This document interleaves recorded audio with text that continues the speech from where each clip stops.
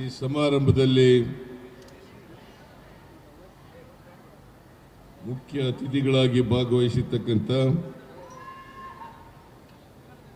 ರಾಜ್ಯದ ಉಪಮುಖ್ಯಮಂತ್ರಿಗಳಾದಂಥ ಮಾನ್ಯ ಡಿ.ಕೆ. ಶಿವಕುಮಾರ್ ಅವರೇ,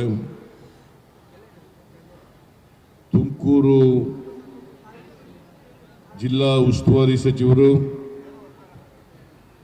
ಹಾಗೂ ಗೃಹ ಸಚಿವರು ಆದಂಥ ಡಾಕ್ಟರ್ ಜಿ. ಪರಮೇಶ್ವರ್ ಅವರೇ, ಸಹಕಾರ ಸಚಿವರಾದಂಥ ಕೆ.ಎನ್. ರಾಜಣ್ಣ ಅವರೇ,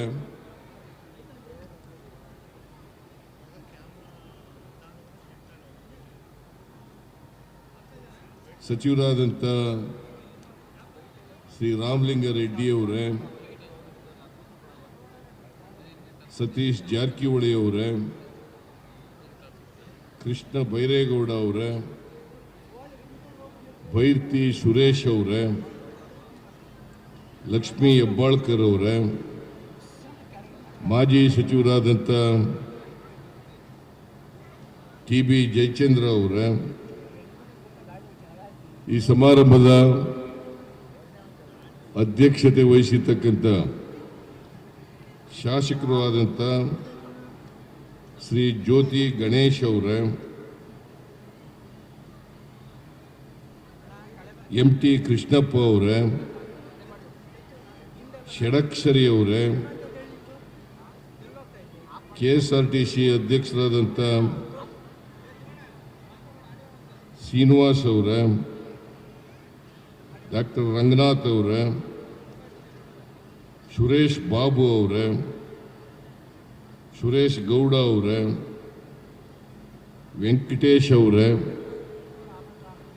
ಮೇಲ್ಮನೆಯ ಸದಸ್ಯರಾದಂಥ ರಾಜೇಂದ್ರ ಅವರೇ, ತುಮಕೂರಿನ ಮಹಾಪೌರರಾದಂಥ ಶ್ರೀಮತಿ ಪ್ರಭಾವತಿ ಅವರೇ, ವೇದಿಕೆ ಮೇಲಿರ್ತಕ್ಕಂಥ ಎಲ್ಲ ಆಹ್ವಾನಿತ ಗಣ್ಯರೇ, ಅಧಿಕಾರಿ ಸ್ನೇಹಿತರೇ, ಇಲ್ಲಿ ಆಗಮಿಸಿರ್ತಕ್ಕಂಥ ಎಲ್ಲ ಆತ್ಮೀಯ ಅಣ್ಣ ತಮ್ಮಂದಿರೇ, ಅಕ್ಕ ತಂಗಿಯರೇ, ಎಲ್ಲ ಫಲಾನುಭವಿಗಳೇ, ಮಾಧ್ಯಮದ ಗೆಳೆಯರೇ, ತುಮಕೂರು ನಗರದಲ್ಲಿ ಇಡೀ ಜಿಲ್ಲೆಗೆ ಸರ್ಕಾರದಿಂದ ಕೊಡ್ತಕ್ಕಂಥ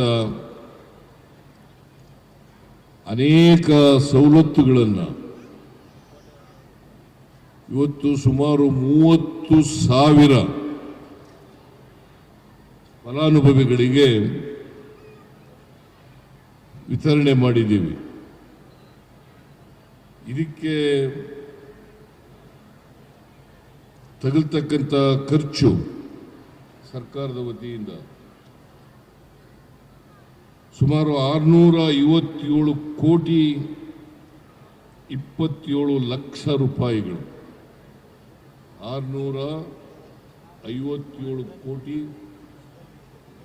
27 ಲಕ್ಷ ರೂಪಾಯಿಗಳು ಮತ್ತು 30,000 ಜನರಿಗೆ ಇಡೀ ಜಿಲ್ಲೆಯಾದ್ಯಂತ ಎಲ್ಲ ತಾಲೂಕುಗಳಲ್ಲೂ ಕೂಡ ಸವಲತ್ತುಗಳನ್ನು ವಿತರಣೆ ಮಾಡಿದ್ದೇವೆ. ಇದರ ಜೊತೆಗೆ ನೂತನವಾಗಿ ನಿರ್ಮಾಣ ಆಗಿರ್ತಕ್ಕಂಥ ಬಸ್ ಸ್ಟ್ಯಾಂಡ್ ಅದನ್ನು ಕೂಡ ಉದ್ಘಾಟನೆ ಮಾಡಿದ್ದೇವೆ. ಅದಕ್ಕೆ ಆ ಬಸ್ ಸ್ಟ್ಯಾಂಡ್ಗೆ ದೇವರಾಜ ಅರಸು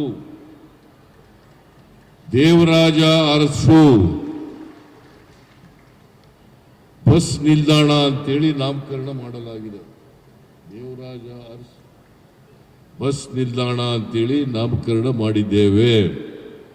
ಇನ್ನು ಮುಂದೆ ಈ bus stand Devaraj Urs bus stand, ಮಾಜಿ ಮುಖ್ಯಮಂತ್ರಿ ದೇವರಾಜ ಅರಸ್ ಅವರ ಹೆಸರಿನಲ್ಲಿ ಈ ಬಸ್ ಸ್ಟ್ಯಾಂಡ್ ಅನ್ನು ನಿರ್ಮಿಸಿದ್ದೇವೆ.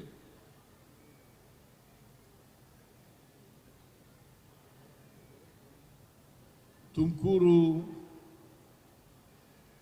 ಜಿಲ್ಲೆ ನಮ್ಮ ಕರ್ನಾಟಕದ ರಾಜಧಾನಿ ಬೆಂಗಳೂರು, ಅದಕ್ಕೆ ಹೆಬ್ಬಾಗಿಲು ಅಂತ ಕರಿತೀವಿ ನಾವು. ಇದಕ್ಕೆ ಹೆಬ್ಬಾಗಿಲು ಅಂತ ಕರಿತೀವಿ. ಬೆಂಗಳೂರಿಗೆ ಬಹಳ ಹತ್ತಿರ ಇರ್ತಕ್ಕಂಥ ಜಿಲ್ಲೆ.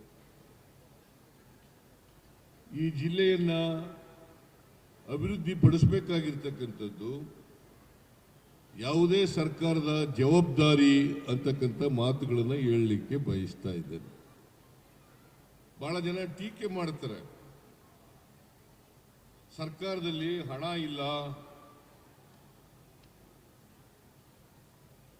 ಗ್ಯಾರಂಟಿ ಯೋಜನೆಗಳನ್ನ ಜಾರಿಗೆ ಕೊಟ್ಟ ಮೇಲೆ ಸರ್ಕಾರದಲ್ಲಿ ಹಣ ಇಲ್ಲ, ಮತ್ತು ಈ 550 ಕೋಟಿ ಶಂಕುಸ್ಥಾಪನೆ ಉದ್ಘಾಟನೆ ಮಾಡೋದಿಲ್ಲ. ಯಾವ ಹಣ ಇದೆ? ಯಾವ ಹಣ ಇದು? ಸರ್ಕಾರದಲ್ಲಿ ಹಣ ಇಲ್ಲ, ಸರ್ಕಾರದಲ್ಲಿ ಹಣ ಇಲ್ಲ, ಸರ್ಕಾರ ಖಜಾನೆ ಬರಿದಾಗ್ಬಿಟ್ಟದೆ ಅಂತ ಬಹಳ ಜನ ಟೀಕೆ ಮಾಡ್ತಾರೆ. ಆ ಟೀಕೆ ಮಾಡೋರಿಗೆ ಉತ್ತರ ಈ ಕಾರ್ಯಕ್ರಮ ಇವತ್ತೇನು 657 ಕೋಟಿ 27 ಲಕ್ಷ ರೂಪಾಯಿಗಳ 30,000 ಜನರಿಗೆ, ಫಲಾನುಭವಿಗಳಿಗೆ ವಿತರಣೆ ಮಾಡಿದೀವಲ್ಲ, ಇದೇ ಉತ್ತರ ಅಂತಕ್ಕಂಥದ್ದನ್ನ ಅವ್ರಿಗೆ ತಿಳಿಸ್ಲಿಕ್ಕೆ ಬಯಸ್ತಾ ಇದ್ದಾರೆ. ಟೀಕೆ ಮಾಡೋದು ಸುಮ್ಮನೆ ಟೀಕೆ ಮಾಡೋದು. ಸರ್ಕಾರದಲ್ಲಿ ಹಣ ಇಲ್ಲ, 500 ಗ್ಯಾರಂಟಿಗಳನ್ನು ಕೊಟ್ಬಿಟ್ರು, ಸರ್ಕಾರ ದಿವಾಳಿ ಆಗ್ಬಿಡ್ತು. ನಾನು ಹೇಳ್ತೇನೆ, ಸರ್ಕಾರ ದಿವಾಳಿಯಾಗಿಲ್ಲ. ಹೇಳಿದ್ರು, ಈ ದೇಶದ ಪ್ರಧಾನಮಂತ್ರಿಗಳೇ ಹೇಳಿದ್ರು, ಈ ಗ್ಯಾರಂಟಿ ಯೋಜನೆಗಳನ್ನ ಜಾರಿ ಮಾಡಲಿಕ್ಕೆ ಸಾಧ್ಯ ಇಲ್ಲ. ಒಂದು ವೇಳೆ ಜಾರಿ ಮಾಡಿದ್ರೆ ಕರ್ನಾಟಕ ಸರ್ಕಾರ ಆರ್ಥಿಕವಾಗಿ ದಿವಾಳಿ ಆಗ್ಬಿಡ್ತದೆ. ಈಗ ನಾವು ಅಧಿಕಾರಕ್ಕೆ ಬಂದು 8 ತಿಂಗಳಾಯ್ತು, 9 ತಿಂಗಳು ನಡೀತಾ ಇದೆ. ಇನ್ನೇನು 2ನೇ ಬಜೆಟ್ ಅನ್ನ ಮಂಡಿಸ್ತಾ ಇದ್ದೀನಿ ನಾನು. ಆ ಬಜೆಟ್ ಸುಮಾರು 3,70,000 ಕೋಟಿ ರೂಪಾಯಿಗಳನ್ನ ಬಜೆಟ್ ಅನ್ನು ಮಂಡಿಸ್ತಾರೆ. 3,70,000 ಕೋಟಿ ರೂಪಾಯಿಗಳ ಬಜೆಟ್ ಅನ್ನು ಮಂಡಿಸ್ತಾ ಇದೆ. ಮತ್ತೆ ದುಡ್ಡಿಲ್ಲದೆ ಇಷ್ಟೊಂದು ಬಜೆಟ್ ಗಾತ್ರ ಮಾಡಲಿಕ್ಕೆ ಸಾಧ್ಯ ಆಗ್ತದೆ? ಇಂದಿನ ಸರ್ಕಾರ ಕರ್ನಾಟಕದ ಬಜೆಟ್ ಅನ್ನು ಮಂಡಿಸಿದ್ದದ್ದು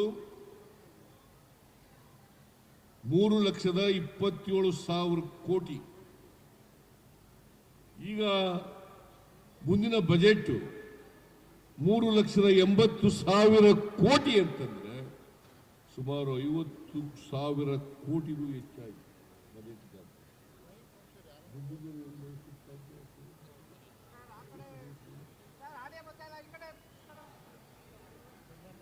ದುಡ್ಡಿಲ್ಲದೆ ಮಂಡಿಸ್ಲಿಕ್ಕೆ ಸಾಧ್ಯನೇ ಇಲ್ಲ.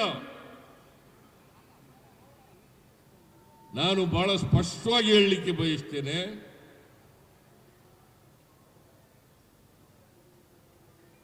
ಈ ಗ್ಯಾರಂಟಿ ಯೋಜನೆಗಳಿಗೆ ನಾವು ಹಣ ಒದಗಿಸ್ತೇವೆ, ಜೊತೆಗೆ ಅಭಿವೃದ್ಧಿ ಕೆಲಸಗಳು ಏನು ನಡೀತಾ ಇದ್ದಾವೆ ಅವೆಲ್ಲ ಕಾರ್ಯಕ್ರಮಗಳಿಗೂ ಕೂಡ ದುಡ್ಡನ್ನ ಕೊಡ್ತೇವೆ. ಯಾವುದೇ ಅಭಿವೃದ್ಧಿ ಕೆಲಸ ನಿಂತಿಲ್ಲ ಅಂತಕ್ಕಂಥ ಮಾತನ್ನ ಬಹಳ ಸ್ಪಷ್ಟಪಡಿಸಲಿಕ್ಕೆ ಬಯಸ್ತಾ ಇದ್ದೇನೆ. ಈ ವರ್ಷ ಗ್ಯಾರಂಟಿ ಯೋಜನೆಗಳಿಗೆ ಗ್ಯಾರಂಟಿ ಯೋಜನೆಗಳಿಗೆ ಸುಮಾರು 38,000 ಕೋಟಿ ರೂಪಾಯಿಗಳನ್ನು ಖರ್ಚು ಮಾಡ್ತಾ ಇದ್ದೀವಿ ಈ ವರ್ಷ. ಅದು ನಾವು ಮೇ 20ನೇ ತಾರೀಕು ಅಧಿಕಾರಕ್ಕೆ ಬಂದದ್ದು. ಆಗಲೇ ಈ ವರ್ಷದ ಬಜೆಟ್ ಮಂಡನೆ ಆಗೋಗಿತ್ತು.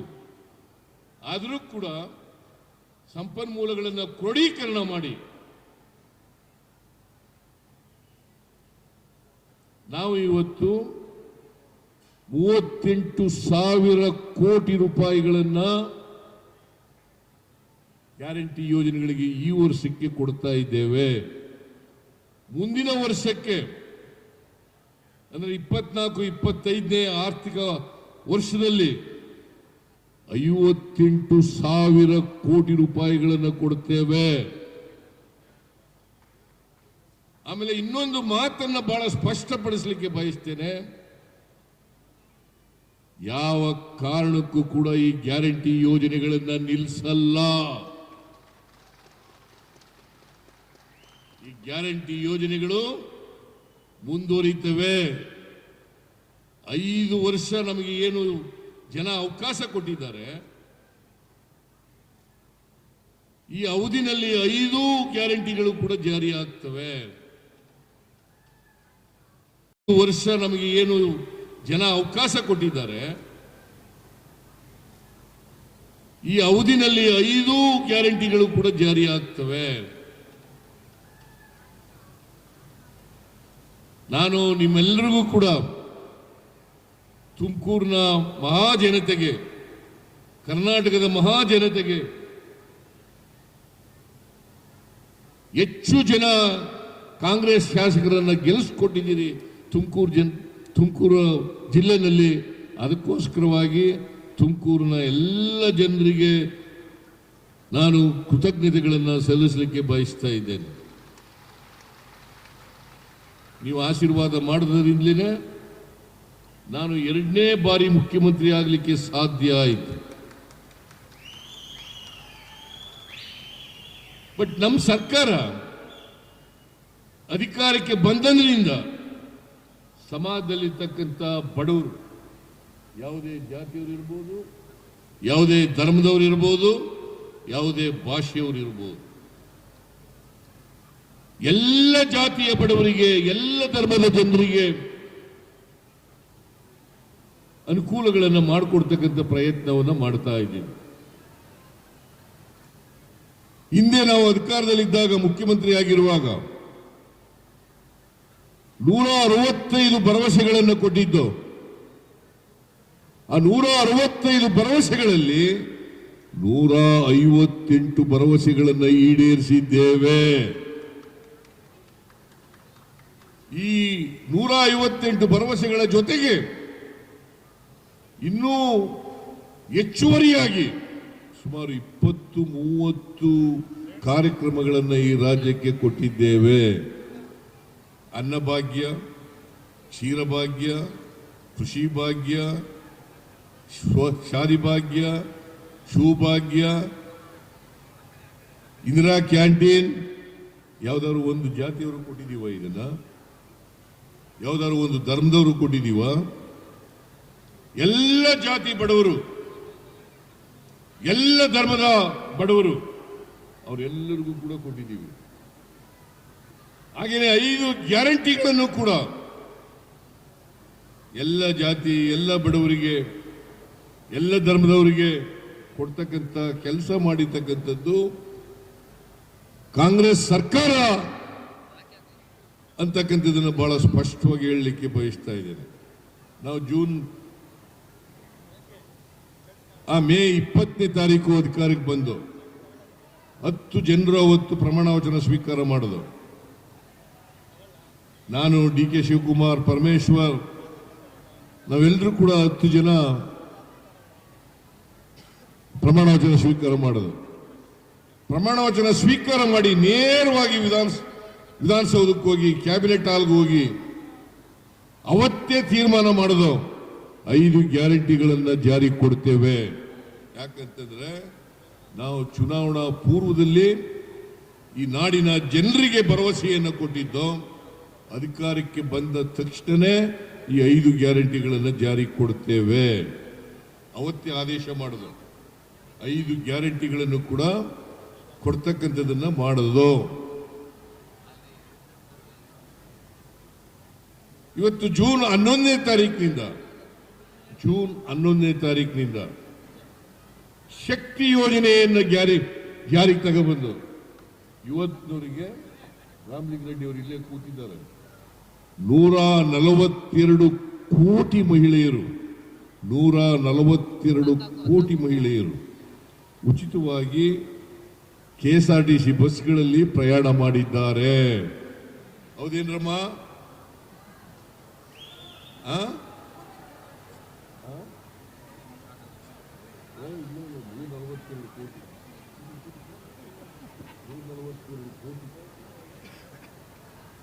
$142 crores ಏನ್ರಿ ರಾಮಲಿಂಗಾರೆಡ್ಡಿ?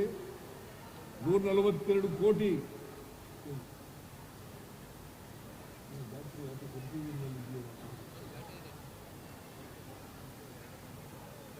$142 ಕೋಟಿ ಮಹಿಳೆಯರು ಉಚಿತವಾಗಿ ಪ್ರಯಾಣ ಮಾಡಿದ್ದಾರೆ. ಆ ಬಸ್ಸಿಗೆ ದುಡ್ಡು ಕೊಟ್ಟು ಟಿಕೆಟ್ ತಗೋಬೇಕಾಗಿತ್ತಲ್ಲ, ಆ ದುಡ್ಡೆಲ್ಲ ಉಳಿದಿರುವ ಇವತ್ತು. ಅದು ಉಳಿದಿರೋದು ಮಹಿಳೆಯರಿಗೆ. ಜುಲೈ ತಿಂಗಳಲ್ಲಿ ಅನ್ನಭಾಗ್ಯ ಕಾರ್ಯಕ್ರಮವನ್ನು ಜಾರಿಗೆ ಕೊಟ್ಟವು. ಅದಕ್ಕೂ ಒಂದು ಟೀಕೆ. 10 ಕೆಜಿ ಕೊಡ್ತೀವಿ ಅಂತ ಹೇಳಿದ್ರೆ 10 ಕೆಜಿ ಕೊಡಿ. ನಾನು ಹೇಳಿದೆ 5 ಕೆಜಿ ಈಗ ಕೊಡ್ತಾ ಇದ್ದೀವಿ, ಇನ್ನು 5 ಕೆಜಿ ಸೇರಿಸ್ಕೊಡ್ತೀವಿ. ಯಾಕಂತಂದ್ರೆ ಈ ರಾಜ್ಯದ ಬಡವರು ಹೊಟ್ಟೆ ತುಂಬ ಊಟ ಮಾಡಬೇಕು, 2 ಹೊತ್ತು, ಯಾರು ಕೂಡ ಹಸಿರು ಮಲಗಬಾರದು ಅನ್ನೋ ಕಾರಣಕ್ಕೋಸ್ಕರವಾಗಿ ಇನ್ನ ಅಡಿಷನಲ್ ಆಗಿ 5 ಕೆಜಿ ಕೊಡ್ತೀವಿ ಅಂತ ಹೇಳಿದ್ದು. ಅದನ್ನು ಕೂಡ ಜಾರಿಗೆ ಕೊಟ್ಟು ಅಕ್ಕಿ ಕೊಡ್ಲಿಲ್ಲ. ನಮಗೆ ಅಕ್ಕಿ ಕೊಡದೇ ಇರೋದ್ರಿಂದ ಹಣ ವರ್ಗಾವಣೆ ಮಾಡ್ತಕ್ಕಂಥ ಕೆಲಸವನ್ನು ಮಾಡೋದು.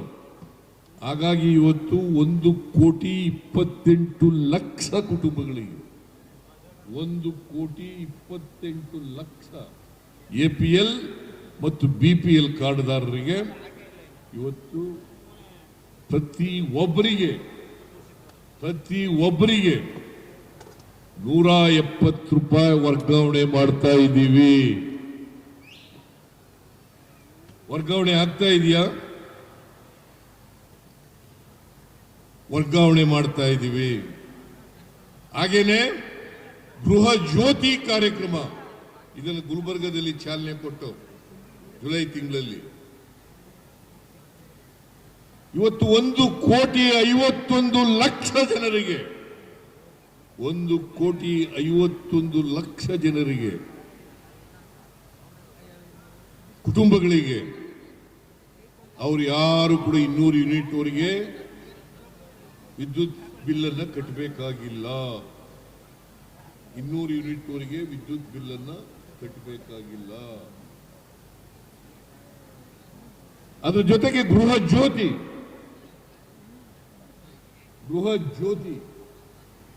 ಸುಮಾರು 1,18,00,000 ಮಹಿಳೆಯರಿಗೆ 1,18,00,000 ಮಹಿಳೆಯರಿಗೆ ತಿಂಗಳಿಗೆ $2,000 ಮನೆ ಯಜಮಾನಿಗೆ ತಿಂಗಳಿಗೆ $2,000. ಜೊತೆಗೆ ಯುವ ನಿಧಿ ಕಾರ್ಯಕ್ರಮ ಈ ತಿಂಗಳೇ ಜಾರಿಯಾಯಿತು. ಸುಮಾರು 4 ಲಕ್ಷ ಚಿಲ್ಲರೆ ಗ್ರಾಜ್ಯುಯೇಟ್ಸ್ಗಳು ಮತ್ತೆ ಡಿಪ್ಲೊಮಾ ಹೋಲ್ಡರ್ಸ್ಗಳು ಇದ್ದಾರೆ. 22-23ನೇ ಸಾಲಿನಲ್ಲಿ ಪಾಸ್ ಆದಂಥವರು ಯಾರಿಗೆ 6 ತಿಂಗಳಲ್ಲಿ ಕೆಲಸ ಸಿಕ್ಕಲ್ಲ, ನಿರುದ್ಯೋಗಿ ಪದವೀಧರರಿಗೆ ತಿಂಗಳಿಗೆ $3,000, ಡಿಪ್ಲೊಮಾ ಹೋಲ್ಡರ್ಸ್ಗೆ $1,500 2 ವರ್ಷಗಳ ಕಾಲ ಕೊಡ್ತೀವಿ. ಅದರ ಜೊತೆಗೆ ಇವರೆಲ್ಲರಿಗೂ ಕೂಡ ಯಾರ್ಯಾರಿಗೆ ನಿರುದ್ಯೋಗದ ಭತ್ಯೆ ಕೊಡ್ತೀವಿ ಅವರೆಲ್ಲರಿಗೂ ಕೂಡ ಸ್ಕಿಲ್ ಡೆವಲಪ್ಮೆಂಟ್ ಟ್ರೈನಿಂಗ್ ಕೂಡ ಕೊಡ್ತೇವೆ. ಯಾಕಂತಂದ್ರೆ 2 ವರ್ಷಗಳಲ್ಲಿ ಅವರು ಉದ್ಯೋಗವನ್ನು ಪಡ್ಕೊಳ್ಬೇಕು. ಉದ್ಯೋಗ ಸಿಕ್ಕದವರು ಕೊಡಲ್ಲ. ಯಾರಿಗೆ ಉದ್ಯೋಗ ಸಿಕ್ಕಲ್ಲ ಅವ್ರಿಗೆ 2 ವರ್ಷದವರೆಗೆ ಕೊಡ್ತೀವಿ. ಸರ್ಕಾರಿ ಹುದ್ದೆ ಅಥವಾ ಖಾಸಗಿ ಹುದ್ದೆಗಳಲ್ಲಿ ಅಥವಾ ಸ್ವಯಂ ಉದ್ಯೋಗದಲ್ಲಿ ತೊಡಗಿಸ್ಕೊಂಡಂಥವ್ರಿಗೆ ಈ ಹಣವನ್ನು ಕೊಡೋದಿಲ್ಲ. ಇವರಿಗೆ ರಾಜ್ಯದಲ್ಲಿ 1,07,700 ನಿರುದ್ಯೋಗಿ ಪದವೀಧರರು, ನಿರುದ್ಯೋಗಿ ಡಿಪ್ಲೊಮಾ ಹೋಲ್ಡರ್ಸು ರಿಜಿಸ್ಟ್ರೇಷನ್ ಮಾಡಿಸ್ಕೊಂಡಿದ್ದಾರೆ. ಸುಮಾರು ಇನ್ನು ನಿಮ್ಮ ಜಿಲ್ಲೆನಲ್ಲೂ ಕೂಡ ಮಾಡಿಸ್ಕೊಂಡಿದ್ದಾರೆ. ತುಮಕೂರು ಜಿಲ್ಲೆನಲ್ಲೂ ಕೂಡ ಮಾಡಿಸ್ಕೊಂಡಿದ್ದಾರೆ. ತುಮಕೂರು ಜಿಲ್ಲೆನಲ್ಲೂ ಕೂಡ ಗೃಹ ಜ್ಯೋತಿ ಆಗಿದೆ, ಗೃಹ ಲಕ್ಷ್ಮಿ ಆಗಿದೆ. ತುಮಕೂರಿನಲ್ಲೂ ಕೂಡ ಅನ್ನಭಾಗ್ಯ ಆಗಿದೆ, ಯುವ ನಿಧಿ ಆಗಿದೆ, ಶಕ್ತಿ ಯೋಜನೆ ಆಗಿದೆ. ಇವೆಲ್ಲ ಸರ್ಕಾರದಲ್ಲಿ ದುಡ್ಡಿಲ್ಲದೆ ಮಾಡ್ಲಿಕ್ಕೆ ಸಾಧ್ಯ ಇಲ್ಲ. ಇದರರ್ಥ ನಮ್ಮ ಮಾತುಗಳನ್ನ ಇವತ್ತು 8 ತಿಂಗಳಲ್ಲಿ ನುಡಿದಂತೆ ನಡೆದಿದ್ದೇವೆ. ಕೊಟ್ಟ ಮಾತುಗಳನ್ನ ಈಡೇರಿಸಿದ್ದೇವೆ. ನಮ್ಮ ಮೇಲೆ ಇನ್ನೊಂದು ಟೀಕೆ ಮಾಡ್ತಾರೆ ವಿರೋಧ ಪಕ್ಷದವರು. ಏನಪ್ಪ ಟೀಕೆ ಅಂತಂದ್ರೆ, ಬರಗಾಲ ಬಂದಿದೆ ಕರ್ನಾಟಕದಲ್ಲಿ ಬರಗಾಲ ಬಂದಿದೆ, ರೈತರಿಗೆ ಪರಿಹಾರ ಕೊಡಲಿಲ್ಲ ಅಂತಕ್ಕಂಥ ಟೀಕೆಯನ್ನು ಕೂಡ ಮಾಡ್ತಾರೆ. ಟೀಕೆ ಮಾಡಲಿ, ನಮ್ದೇನು ತಕರಾರಿಲ್ಲ. ಪ್ರಜಾಪ್ರಭುತ್ವದಲ್ಲಿ ಟೀಕೆ ಮಾಡಬೇಕು, ವಿರೋಧ ಪಕ್ಷದವರು ಇರೋದೇ ಅದಕ್ಕೋಸ್ಕರ, ಟೀಕೆ ಮಾಡೋಕ್ಕೋಸ್ಕರ. ಆದರೆ ಅದು ಹೆಲ್ತಿ ಆಗಿರ್ಬೇಕು. ಟೀಕೆ ಮಾಡ್ತಕ್ಕಂಥದ್ದು ಆಧಾರಗಳ ಮೇಲೆ ಟೀಕೆಯನ್ನು ಮಾಡಿದ್ರೆ ಅದಕ್ಕೆ ಸ್ವಾಗತ ಇದೆ ಅಂತಕ್ಕಂಥ ಮಾತುಗಳನ್ನು ಹೇಳಲಿಕ್ಕೆ ಬಯಸ್ತಾ ಇದ್ದೇನೆ. ಇವತ್ತಿನವರಿಗೆ ಕರ್ನಾಟಕದಲ್ಲಿ ನಾವು ತಗೊಂಡವ್ರು ಹೇಳ್ತೀವಿ, ತಗೊಂಡವ್ರು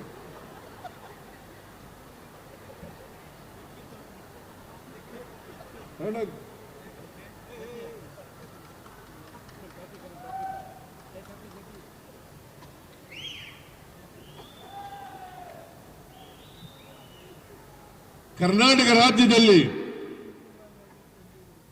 ಇವತ್ತಿನವರೆಗೆ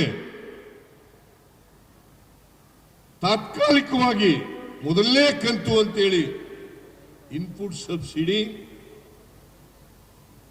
ಸಬ್ಸಿಡಿ ಪ್ರತಿ ರೈತರಿಗೆ 2,000 ರೂಪಾಯಿಗಳನ್ನು ಕೊಡುತ್ತೇವೆ. ಈಗಾಗಲೇ 29,29,000 ರೈತರಿಗೆ 2 ಲಕ್ಷ ರೂಪಾಯಿನಂತೆ, ಅಲ್ಲ 2,000 ರೂಪಾಯಿನಂತೆ 555 ಕೋಟಿ ರೂಪಾಯಿಗಳನ್ನು ಜಮಾ ಮಾಡಿದ್ದೇವೆ. ನಾನು ಕೇಳ್ತೀನಿ ವಿರೋಧ ಪಕ್ಷದವರಿಗೆ, ಆಯ್ತಪ್ಪ ನಾವು ಇದನ್ನು ಕೊಟ್ಟಿದ್ದೀವಿ, ಇದನ್ನು ಪರಿಶೀಲನೆ ಮಾಡಬಹುದು, ಕೊಟ್ಟಿದ್ದೀವಿ. NDRF ನಿಂದ ನೀವು ಎಷ್ಟು ಕೊಡಿಸಿದ್ರಿ? 25 ಜನ MP ಗಳಿದ್ದೀರಲ್ಲ, ಈಗ 26 MP ಗಳಿದ್ದೀರಲ್ಲ, ನೀವೆಷ್ಟು ಜನ ಕೊಡಿಸಿದ್ರಿ? NDRF ಇವತ್ತಿನವರಿಗೆ 4 ತಿಂಗಳಾಯ್ತು, ಇವತ್ತಿನವರೆಗೆ 1 ರೂಪಾಯಿ ಬಂದಿಲ್ಲ, 1 ರೂಪಾಯಿ ಬಂದಿಲ್ಲ. ಆದರೂ ಸರ್ಕಾರದ ಖಜಾನೆಯಿಂದಲೇ 555 ಕೋಟಿ ರೂಪಾಯಿಗಳನ್ನ ರೈತರು ಕಷ್ಟ ಸಿಕ್ಕಾಗಬಾರದು ಅನ್ನೋ ಕಾರಣಕ್ಕೋಸ್ಕರ ಅವರ ಇನ್ಪುಟ್ ಸಬ್ಸಿಡಿ ಮೊದಲನೇ ಕಂತನ್ನ 2,000 ರೂಪಾಯಿ ಕೊಟ್ಟಿದ್ದೀವಿ. ನಾನು ಡಾಕ್ಟರ್ DK ಶಿವಕುಮಾರ್, ಉಪಮುಖ್ಯಮಂತ್ರಿ, ಕೃಷ್ಣ ಬೈರೇಗೌಡ, ನಾವೆಲ್ಲರೂ ಕೂಡ ಹೋಗಿ ಪ್ರಧಾನಮಂತ್ರಿಗಳನ್ನ ಭೇಟಿ ಮಾಡಿದ್ದು, ಅಮಿತ್ ಶಾ ಭೇಟಿ ಮಾಡಿದ್ದು.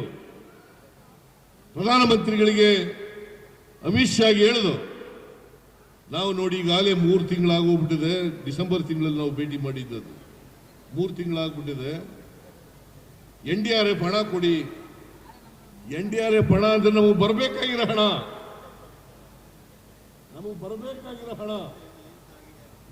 ಅದು ಕೇಂದ್ರ ಸರ್ಕಾರ ಅವರ ಬಜೆಟ್ ಇಂದ ಕೊಡ್ತಕ್ಕಂಥ ಹಣ ಅಲ್ಲ, ನಮಗೆ ಬರಬೇಕಾಗಿರ್ತಕ್ಕಂಥ ಹಣ NDRF ಅಂತ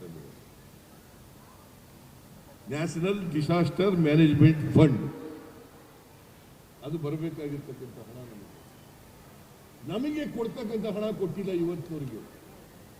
ಆದರೂ ಕರ್ನಾಟಕದ ರೈತರು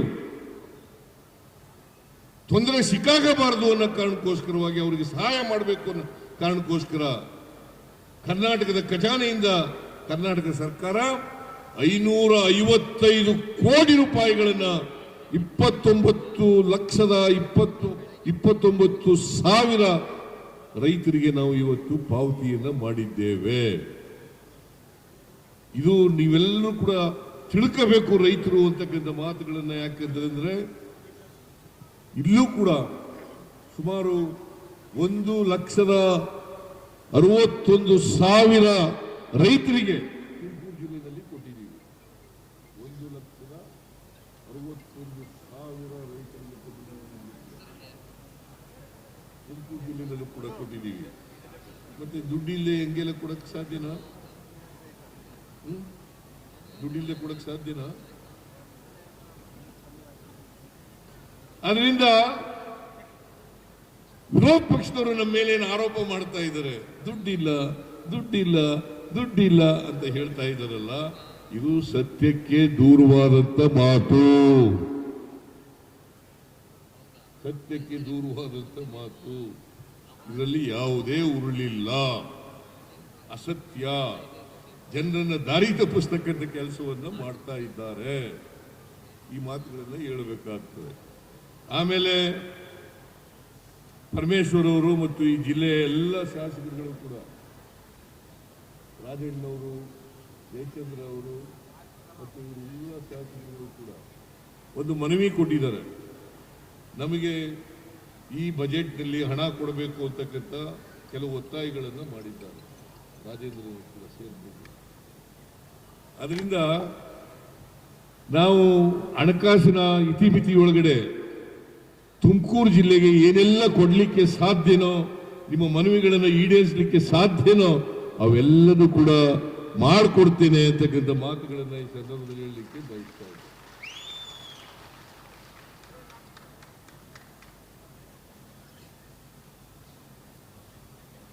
ನಾವು ನುಡಿದಂತೆ ನಡೆಯುವವರು, ನುಡಿದಂತೆ ನಡೆಯುವವರು. ಇವತ್ತು ಈ 5 ಗ್ಯಾರಂಟಿ ಆದ್ರಿಂದ, ಜಾರಿ ಕೊಟ್ಟದ್ರಿಂದ ಪ್ರತಿ ಕುಟುಂಬಕ್ಕೆ 4,000 ರಿಂದ 5,000 ರೂಪಾಯಿ ಸಿಗ್ತಾ ಇದೆ. 4,000 ರಿಂದ 5,000 ರೂಪಾಯಿ ಸಿಗ್ತಾ ಇದೆ. ವರ್ಷಕ್ಕೆ 50,000 ರಿಂದ 60,000 ರೂಪಾಯಿ ಸಿಗ್ತದೆ. ಇದು ಬಡವರ ಕೈಗೆ ಹಣ ಸಿಗ್ತಾ ಇದೆ. ಯಾಕಂತಂದ್ರೆ ಇವತ್ತು ಬೆಲೆ ಏರಿಕೆ ಗಗನ ಮುಟ್ಟಿದೆ, ಜೀವನ ಸಾಗಿಸೋದು ಕಷ್ಟ, ಜೊತೆಗೆ ಬರಗಾಲ ಇದೆ. ಇದನ್ನೆಲ್ಲ ನಿಭಾಯಿಸಲಿಕ್ಕೋಸ್ಕರ ಕೊಂಡ್ಕೊಳ್ತಕ್ಕಂಥ ಶಕ್ತಿಯನ್ನು ಹೆಚ್ಚು ಮಾಡಬೇಕು ಬಡವರಿಗೆ ಅನ್ನೋ ಕಾರಣಕ್ಕೋಸ್ಕರವಾಗಿ ಇವತ್ತು ಬಡವರಿಗೆ ಹಣವನ್ನು ಕೊಡ್ತಾ ಇರ್ತಕ್ಕಂಥ ಕೆಲಸವನ್ನು ಮಾಡ್ತಾ ಇದ್ದೀವಿ. ಯುರೋಪ್ ಕಂಟ್ರಿಗಳಲ್ಲಿ ಯೂನಿವರ್ಸಲ್ ಬೇಸಿಕ್ ಇನ್ಕಮ್ ಅಂತ ಕರೀತಾರೆ. ಇದನ್ನು ಯೂನಿವರ್ಸಲ್ ಬೇಸಿಕ್ ಇನ್ಕಮ್ ಅಂತ ಕರೀತಾರೆ. ಯಾಕಂತಂದ್ರೆ ಯಾರಿಗೆ ಕೊಂಡ್ಕೊಳ್ತಕ್ಕಂಥ ಶಕ್ತಿ ಇರಲ್ವೋ ಅವರು ಮಾರ್ಕೆಟಿಗೆ ಹೋಗೋಕ್ಕಾಗಲ್ಲ, ಜೀವನ ನಡೆಸೋದು ಭಾರಿ ಕಷ್ಟ ಆಗ್ತದೆ. ಅದಕ್ಕೋಸ್ಕರವಾಗಿ ತಿಂಗಳಿಗೆ 4,000 ರಿಂದ 5,000 ರೂಪಾಯಿ, ತಿಂಗಳಿಗೆ 4,000 ರಿಂದ 5,000 ರೂಪಾಯಿ ಬಡವರಿಗೆ ಕೊಡ್ತಾ ಇದ್ದೀವಿ. ಕೊಂಡ್ಕೊಳ್ತಕ್ಕಂಥ ಶಕ್ತಿ ಜಾಸ್ತಿ ಆಗಿದೆ. ಪ್ರವಾಸೋದ್ಯಮ ಬೆಳೀತಾ ಇದೆ, ಪ್ರವಾಸೋದ್ಯಮ ಕೂಡ ಬೆಳೀತಾ ಇದೆ. ನೋಡಿ, ನಾನು ರಾಜಣ್ಣ ಕೂತಿದ್ದಾರೆ, ಏಕಶಿಲೆ ಬೆಟ್ಟ ಇದೆಯಲ್ಲ ರಾಜಣ್ಣ, ನಾನು ಹಿಂದೆ ಚೀಫ್ ಮಿನಿಸ್ಟರ್ ಆಗಿದ್ದಾಗ ಅದಕ್ಕೆ ಒಂದು ರೋಪ್ ವೇ ಹಾಕಿಸ್ಬೇಕು ಅಂತ ಹೇಳಿದ್ರು. ನಾನು ಆಯ್ತಪ್ಪ ನೆಕ್ಸ್ಟ್ ಬಜೆಟ್ನಲ್ಲಿ ಮಾಡೋಣ ಅಂತೇಳಿ ಘೋಷಣೆ ಮಾಡಿದೆ. ಇವತ್ತುವರೆಗೆ ಆಯ್ತಾ? ಆಗಿಲ್ಲ. ಅದು ನಾವು ಕಾರಣ ಅದಕ್ಕೆ ಮುಂದೆ ಮಾಡಿಕೊಡ್ತೀವಿ. ರಾಜಣ್ಣ ರಾಜಣ್ಣನೇ ಹೇಳಿದ್ದು ಏಕಶಿಲೆ ರೋಪ್ ವೇ ಮಾಡಬೇಕು ಅಂತ ಹೇಳಿದ್ದೆ ನೀವು.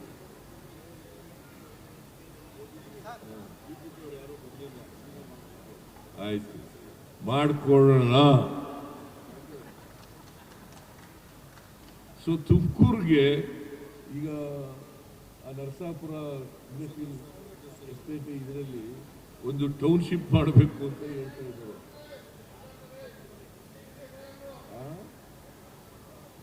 500 ಎಕರೆ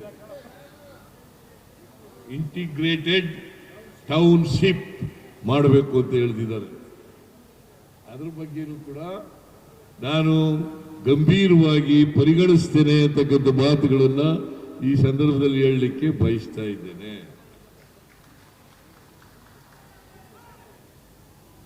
ತುಮಕೂರಿಗೆ ಸಂಪೂರ್ಣವಾಗಿ ಏನೇನು ಪರಮೇಶ್ವರ್ ಅವರು, ರಾಜಣ್ಣ ಅವರು, ಜಯಚಂದ್ರ ಅವರು ಮತ್ತೆ ಎಲ್ಲ ಬೇರೆ MLAಗಳೆಲ್ಲ ಹೇಳಿದ್ದಾರೆ, ಅವೆಲ್ಲನೂ ಕೂಡ ಸರ್ಕಾರ ಗಂಭೀರವಾಗಿ ಪರಿಗಣಿಸ್ತದೆ ಅಂತಕ್ಕಂಥ ಮಾತುಗಳನ್ನ ಈ ಸಂದರ್ಭದಲ್ಲಿ ಹೇಳಿ, ಇವತ್ತು ಬಹಳ ಸಮಯ ಆಗಿದೆ, ಅನೇಕ ಜನ ಖಾಲಿ ಮಾಡಿದ್ದಾರೆ, ಊಟ ಸಮಯ ಆಯಿತು ಅಂತೇಳಿ ಖಾಲಿ ಮಾಡಿದ್ದಾರೆ. ಆದ್ರಿಂದ ನಾನು ಹೆಚ್ಚು ಮಾತನಾಡಲಿಕ್ಕೆ ಹೋಗಲ್ಲ. ನಮ್ಮ ಸರ್ಕಾರ ಬಡವರ ಪರವಾಗಿದೆ, ನಮ್ಮ ಸರ್ಕಾರ ದಲಿತರ ಪರವಾಗಿದೆ, ನಮ್ಮ ಸರ್ಕಾರ ಹಿಂದುಳಿದವರ ಪರವಾಗಿದೆ, ನಮ್ಮ ಸರ್ಕಾರ ಅಲ್ಪಸಂಖ್ಯಾತರ ಪರವಾಗಿದೆ, ನಮ್ಮ ಸರ್ಕಾರ ಮಹಿಳೆಯರ ಪರವಾಗಿದೆ. ಯಾಕಂದ್ರೆ ಸಂವಿಧಾನ ಏನ್ ಹೇಳ್ತದೆ ಅಂತಂದ್ರೆ ಎಲ್ಲರಿಗೂ ಸಮನಾದಂಥ ಅವಕಾಶಗಳನ್ನು ಕಲ್ಪಿಸಿಕೊಡ್ಬೇಕು, ಸಮಾಜವನ್ನು ನಿರ್ಮಾಣ ಮಾಡಬೇಕು ಅಂತ ಹೇಳ್ತದೆ. ಆ ದಿಕ್ಕಿನಲ್ಲಿ ನಾವು ಪ್ರಯತ್ನವನ್ನು ಮಾಡ್ತಾ ಇದ್ದೇವೆ. ಆಗ್ಬೋದಾ? ಸೊ ನೀವು ಆಶೀರ್ವಾದ ಮಾಡಿದಿರಿ ಕಳೆದ ಚುನಾವಣೆಯಲ್ಲಿ, ಲೋಕಸಭಾ ಚುನಾವಣೆಯಲ್ಲೂ ಕೂಡ ನೀವು ನಮಗೆ ಆಶೀರ್ವಾದ ಮಾಡಬೇಕು ಅಂತೇಳಿ ಕೇಳ್ಕೊಂಡು ನಿಮಗೆಲ್ಲ ನಮಸ್ಕಾರ ಮಾಡಿ ನಾನು ಮಾತು ಮುಗಿಸ್ತೇನೆ. ಜೈ ಹಿಂದ್, ಜೈ ಕರ್ನಾಟಕ.